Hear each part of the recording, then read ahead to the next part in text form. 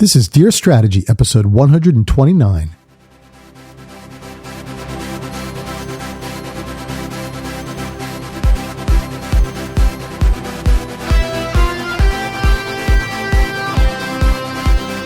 Welcome to another episode of Dear Strategy, where we answer all of your questions about product and business strategy. Real lessons from real strategies in real companies, just like yours. Welcome back, strategy creators, to another great episode. This is episode 129, and it's been a while. I announced at about the end of last year that we were going to kind of re-strategize a little bit with this show, pivot, and go in a little bit of a different direction. Having done 128 episodes where we answered just about every question that I could think of about strategy, we didn't want the show to get stale, right? So started incorporating strategy stories into some of last year's episodes, but really thought it was time in 2021 that we really kind of retrenched and said, what do we really want this show to look like going forward? Something that's sustainable, doesn't rely necessarily on the same questions being asked over and over again, because we didn't think that that would be too productive, but rather kind of moves forward in a way that really helps our customer base and helps the show going forward. And so what the decision was, kind of the new strategy, if you will, was to use this show as a support for two things. One, since I started Strategy Generation Company about 3 years ago, which is, of course, a strategy training and business and strategy training and consulting business that I started, this show has become a really excellent and free resource for the customers that I have of our training business. And it's been excellent. I've gotten great feedback on it because, of course, one of the challenges as a corporate facilitator, corporate trainer is you deliver what I think is a great class, get great feedback, but how do you get people to actually apply what they've learned in the class? And the truth is that you have to kind of keep people fresh and keep resources in their hands that constantly remind them of the things that they learned in the class. And so this podcast became one of those resources where people can go out, kind of download the episodes, listen to them at their leisure, but just get reminded of the things that they learned in the class and be inspired to continue to apply them on the job. So that became a big purpose of the show. In addition to that, of course, people who wanted to learn about strategy creation, maybe confused about product and business strategy inside the corporate world. Many of those people found this show and found answers to questions that they had on a regular basis. Now, all of that is still available. It's kind of a repository. I did a blog on every one of the episodes that we've done so far. So this is just a free and an abundant resource on everything that we've done up to this point. But now what I want to do is say, okay, what do those same customers look for going forward? What do they need going forward? And the feedback and my overwhelming gut reaction to that feedback is that they want to start hearing about real examples, real things that have been applied in real companies. Now, this brings up a little bit of a challenge for me because I've always said that I don't want to be one of those name droppers, right? Tell you what company A, company B, company C did. Of course, I could use the big companies as examples, but I've never worked with many of those companies that people use as examples all the time. The Apples, the Amazons, those kinds of the Teslas, right? Google. They're great, but they're very observational as far as examples go. And then you get the problem that, the companies that I actually do work with, many of whom are very, very large international corporations, but they hire me with NDAs and confidentiality agreements where I'm not supposed to go out onto the radio, quote unquote, and start sharing, any kind of information about what we've been working on. And so, that kind of has always brought up a little bit of a challenge. I'd love to give you examples, but I kind of can't, right? As far as naming names, at least. So what I wanted to do going forward is try and meet that customer demand of saying, hey, how do we actually apply this by looking at some real examples and real stories of strategies that you've applied and worked on and so forth, but without revealing the company names that I've actually worked with. And so I think there's a good way to do that going forward where I can kind of genericize some of these examples, genericize some of these lessons, and then kind of put each episode away from the form of a question and more into the form of a how-to.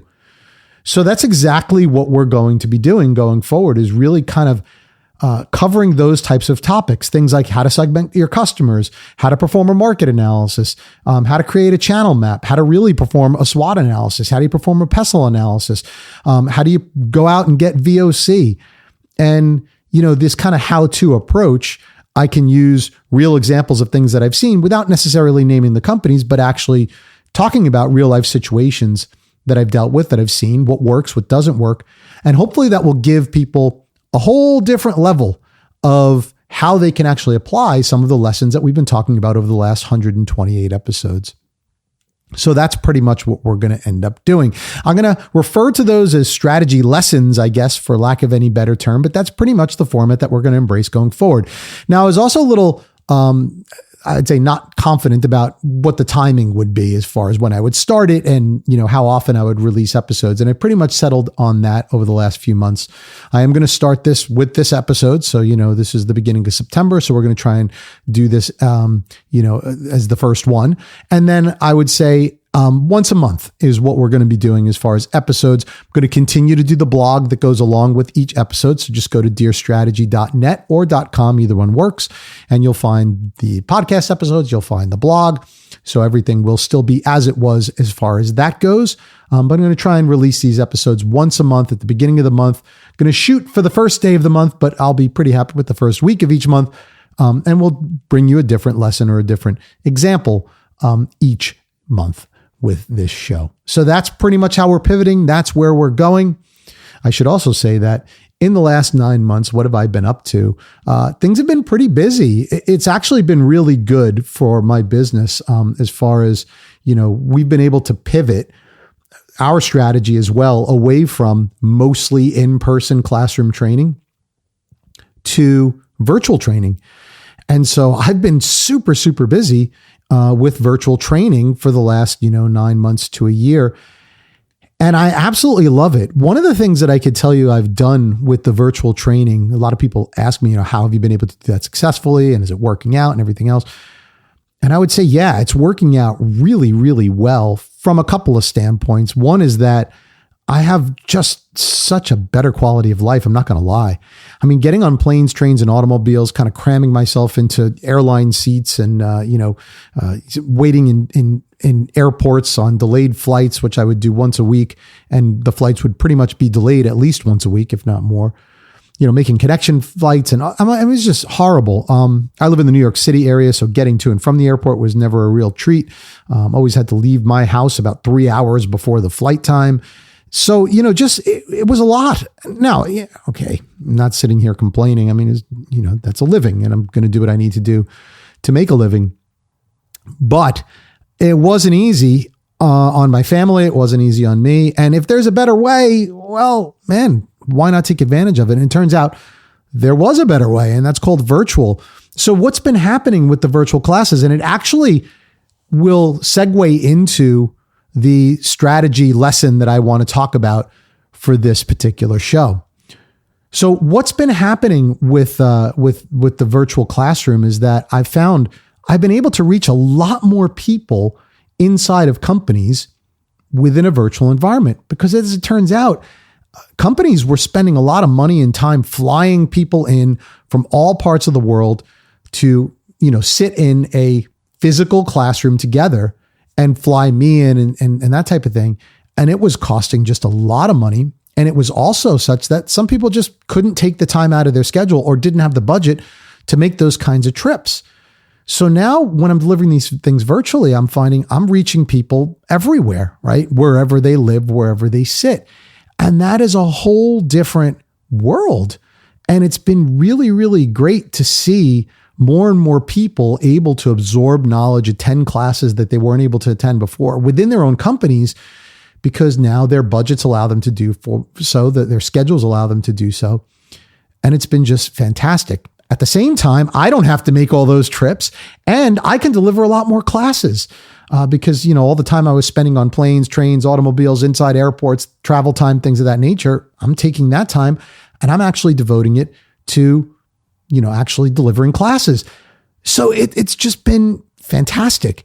Now, that doesn't come without its challenges, because one of the things I realized up front is if I just tried to take the in-person classroom and I'll say lazily deliver it in a virtual environment, meaning making no changes and just kind of thinking I can translate it directly, then yeah, everybody would be happier from a convenience standpoint, but the knowledge transfer wouldn't happen so well because, as it turns out, classroom learning doesn't translate directly to the virtual environment. It's a lot more difficult to stay engaged, a lot more difficult to pay attention, a lot more difficult to make those connections to the audience. So the training itself isn't as effective unless you do something different to it. And so that's what I've been spending my time working on, which is why I've been a little bit away from the podcast, is I've really been working on making things different. How do I incorporate different tools, different technologies, different methodologies? How do I reshape and restructure the classes so that they translate to a virtual environment and none of the learning gets lost? And that has been a lot of work and a lot of trial and error, trying things out, seeing what works, seeing what kind of feedback you get, and things of that nature. And now I feel like I've got a formula that, at least for now, is working really well, getting really good feedback, keeping people engaged. And I'm very happy with that. So all of that to say that now I've got a really great virtual business. And although I can't say I'll never go back into the classroom, that's certainly not something I would say, make a commitment to. But I would tell you that I am definitely promoting right now that mine is a virtual training business. That's our preferred methodology. That's what you're hiring me to do. We've gotten great feedback. We've gotten really good results. And I'm very, very comfortable that that's my new business model going forward. So I've been able to pivot my business, and that has worked very, very well. And that's also why I think this podcast is going to be a good supplement to that strategy. So that's a little bit about what I've been up to, a little bit about what the business has been up to. If you're interested in learning about any of that, by the way, just go out to the website, strategygeneration.com. You'll learn about all the classes that we deliver, all of the different trainings that we can provide, the coaching that we provide, all of which, like I said, is virtually virtual at this point. And you can learn more and see if that fits for your company or your business as well. So that's an update. Sorry that took a little bit of time, but I know a lot of people have been asking me, where have you been? That's where I've been. That's what I've been up to. And things are going really well in that way. So what do we want to talk about now from a standpoint of a strategy lesson? I didn't want this episode to just be an update. I also wanted to provide a little bit of a lesson here as well. And the lesson that I wanted to talk about today is about aligning your product strategy with your company's overall corporate strategy. Now, that seems disconnected from everything that I've been talking about so far on the surface, but it's actually not. And I'll explain why that is in just a minute. But here's the challenge, right? The challenge is, and I do see this a lot in the companies that I work with, that product strategists, product managers are basically asked to create a product strategy that has usually the goals of revenue generation, growth, margin expansion, things of those nature, all the things that are important to most companies, right? And rightly so. But the problem is that sometimes those things are being looked at almost independently of the values that the company is telling the world that they are embracing, meaning that it's kind of contrary sometimes to the corporate strategy. And so here's what I would be an example of this. Let me just give you an example that kind of comes back to the training. I've been working with several companies that, of course, through this pandemic and so forth, have had to make changes. Some of them have been changes like I just described, changes to the way that they're training people. That doesn't just mean the type of training that I do, but also the way that they're training people internally for other things, right? Maybe their operational training or their sales training or even training their channel partners, right? All of that was done before the pandemic in person, and they've had to shift and pivot that to a virtual environment, sometimes successfully, sometimes not, right? So that's part of it. And then the other thing that a lot of companies that I've been working with have, of course, been struggling with is this idea of where do people work? So everybody pretty much has started working remotely about a year and a half ago. And now companies are starting to make these decisions. Well, do I bring people back into the office? Do I not? And those are not easy decisions, by the way, because once people get used to working remotely for an extended period of time, and once it is shown that it works, most companies have been pretty successful, so especially large companies, been pretty successful throughout the pandemic with having people work remotely. They haven't skipped a beat. So now trying to convince people that that doesn't work for some reason, or we need you back in the office for some reason, that's tough. And by the way, these discussions are happening not only at the business unit level, which that becomes more obvious, right? Because it's about where people work and things like that, but also at the product strategy level, because, you have to think about the teams that you're forming and the way that those teams are interacting. And some of these discussions that we've been having are around agile teams, right? Should they be remote? Should they be together? And those are real things. I mean, people think about product strategy, and we're going to address this actually in the next episode of like what exactly is a product strategy. But when people think about product strategy, sometimes they think about, the features of a product, but no, it's actually the product business that we're talking about. So these kinds of issues of, where people are located, how we train people, those types of methodologies are very much a part of the product strategy. So all that to say, these are definitely questions that need to be answered within the context of product strategies, business strategies, and things of that nature, which is why they're coming up. Now, here's where the twist to the whole story comes in. So when product managers are putting together these types of strategies and trying to answer these types of questions, a lot of times what they're doing is they're thinking about the answers to those questions through the lens of what they think their bosses want, right? It's another common problem. We'll probably address that on another episode as well. And a lot of times what they think their bosses want is, well, naturally, they want people to come back to work because that's, we're trying to get back to normal, right? So the way we were doing things before the pandemic, that's the way we want to do things after the pandemic. So those are things that we're probably going to build as a strategy. So rather than even critically thinking about whether or not people should be coming back to the office or we should be training people in person or not, they're just kind of assuming that, well, that's what the company wants, okay? And building that into the strategy. But then when you look to the corporate strategies, you see something that might give you a little bit of a different answer.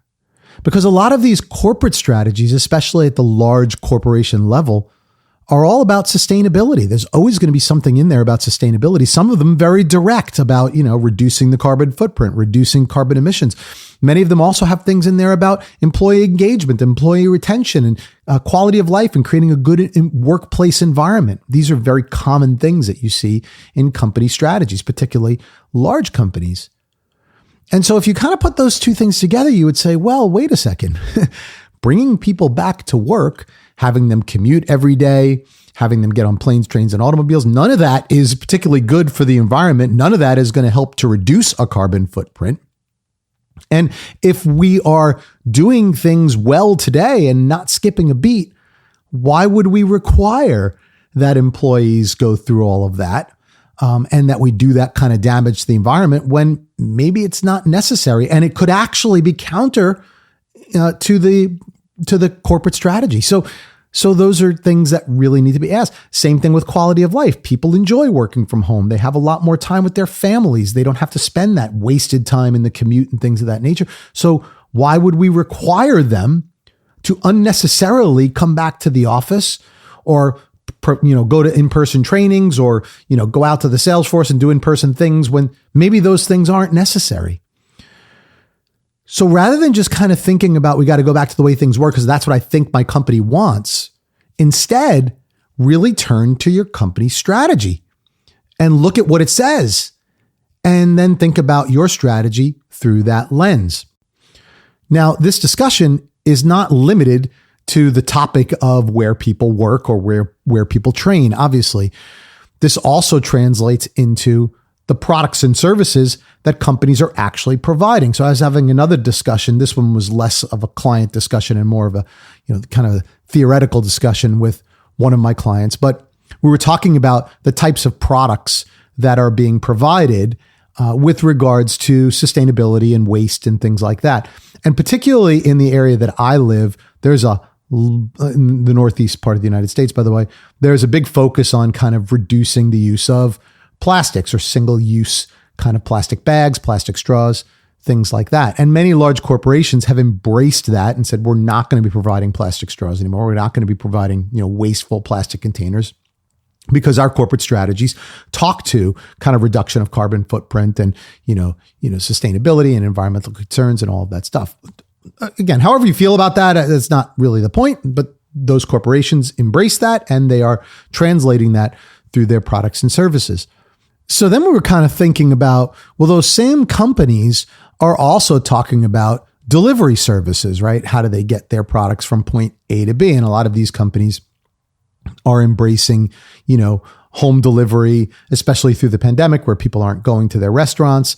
They're doing, food ordering and things like that. And we found it kind of ironic that the same companies that will only provide a paper straw are providing that paper straw by using up a gallon of gas to deliver that paper straw to one individual's home at a time. Something seems off there. Now, again, this is not to make judgments, but it is to say that if you're the product strategist responsible for the delivery part of that service, but your company is embracing this kind of zero emissions, low emissions sustainability program, maybe those two things don't tie together. And maybe you should be thinking about a different type of service that isn't necessarily a singular home delivery service, but maybe something that's more communal, right? Maybe something that reduces the carbon footprint, or maybe a different type of delivery, or whatever it is. The point is that you can't just ignore these things, right? And that's really where this melding of the corporate strategy and the product strategy needs to happen. A lot of times in a lot of companies, these things are disconnected. The corporate strategy says something based on what they want to be, and sometimes what they want to show people that they want to be, right? So there's some of that as well. But then down at the product strategy and business unit strategy level, those things just kind of go out the window, right? Well, all we care about there is profit and revenue and making money and growth and all that other stuff. And we can conveniently ignore some of the things we say we want to be at a corporate level. And I'm not saying, again, that that's always a sinister thing. Sometimes it's just a very natural disconnect that happens. And what we need to do is work to connect those things. And especially if you're a product manager, a business unit manager, then those are the areas that those connections need to be made. You can't be afraid to make those connections and talk to your company about that and call them out sometimes if they need to be called out, because sometimes they might not realize that there are some contrary things happening within the organization. So that's really where the crux of this discussion happens.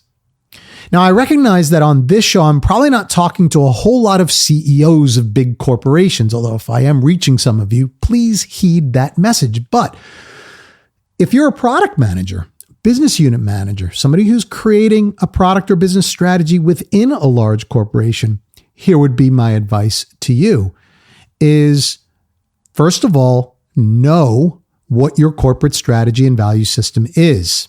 Okay.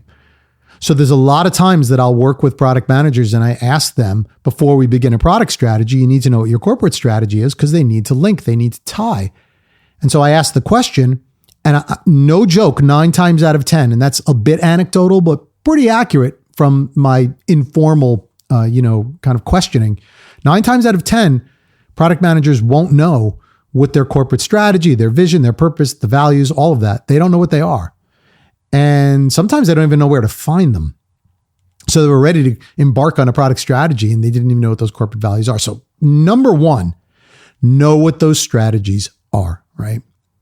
But number two, don't be afraid to align your product strategy with those values and push back on your leadership. So a lot of times we build product strategies based on what we think our bosses want us to say or do or things of that nature. And at the end of the day, those are valid inputs. But if those things that we think our bosses care about are contrary to what the company says they care about, those are things that are worth exploring. Those are things that are worth calling out. Now, it takes guts. It takes guts. But having been in this situation several times, I will tell you that if you're a product manager and you start out with here is the corporate strategy and here are the corporate values, And you make sure that you align your product strategy with those corporate values, and where there are disconnects between what your boss wants and what the corporate strategy says it is, you call those things out. It's pretty hard as a leader to argue with those things, right? Pretty darn hard, because look, this is the corporate strategy. So if we're asking you to do something that's contrary to that, we should know about it. Now, it's a hard conversation to have. And again, like I say, it takes guts, it takes fortitude. Something that it's not always easy. Let's just put it that way. But you need to do it. You need to do it. So that's part of what I would say. Now, in this particular, it was actually a couple of strategies that struggled with this that I've been working on lately.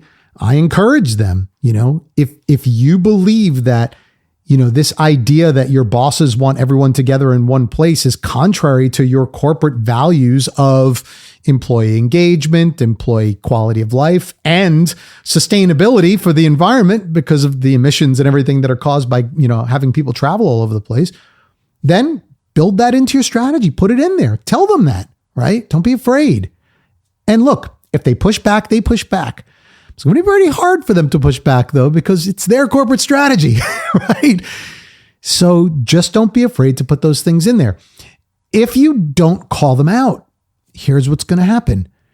You're going to have a product strategy that's disconnected from the corporate strategy. You're going to have goals for your product lines that are disconnected from what the corporation says that they will embrace. And that's not a good thing. So I encouraged these people that were working on the strategy to put those things in there. And they did. And those conversations did not get them fired. Let's just put it that way, right? So I think those are all good things. So just make sure that you think about that. So if I was going to kind of sum this up, and I'm going to try and summarize these future episodes into maybe 2 or 3 points that we could really embrace. So here's the 3 that I'll say for this episode. If you're a corporate leader, make sure that you have a corporate strategy and a corporate value systems that match what you are asking of people, that you know what it is, that it's very clear, and that you're open to feedback when you're asking for things that are contrary to what you say you care about. So that's number 1. Number 2, if you're a product manager, make sure you know what the corporate strategy is, know what the value system is. Don't just blindly listen to what your boss wanted yesterday, right? Think about it in the context of what the bigger strategy is, what the bigger value proposition is that the company says that they embrace, and make sure that you incorporate that into your strategy. And third, if you think that there's a disconnect between what your bosses are asking of you and what your corporate strategy says it embraces, then call that out. Call that out right up front, put it on the table, and discuss it. Talk about it. Now, you don't have to call it out in a contrary way or in an argumentative way or a combative way is the word I was looking for, but you should call it out in a productive way and say, hey, this is confusing, right? This is confusing to me. I'm being asked to do one thing. The corporation says it wants to do another thing. Can we talk about that? And those are discussions that I think you'll find most leaders will embrace. So hopefully that's helpful. Hopefully that's a good start to this new way of doing things and these new strategy lessons that we hope to incorporate. We're going to do this again once every month. So look for another great one in October.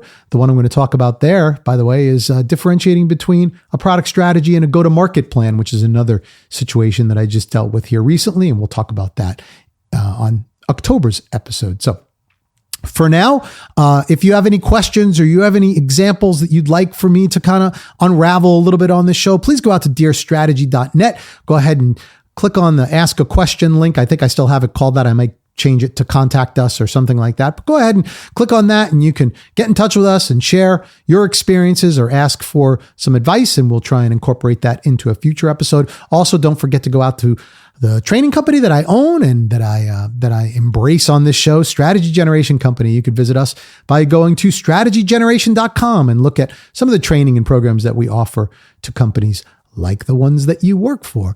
And while you're doing all of that, most importantly, don't forget to make time for the plan. And we'll see you back here on another episode of Dear Strategy. Thanks for joining. Thank you for listening to Dear Strategy with Bob Caporelli. To learn more or to submit a question to be featured on our show, please visit us at dearstrategy.net.